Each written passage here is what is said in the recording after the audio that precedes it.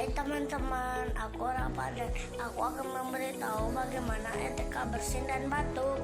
Yang pertama adalah tutup hidung dan mulut dengan tisu atau memakai lengan baju.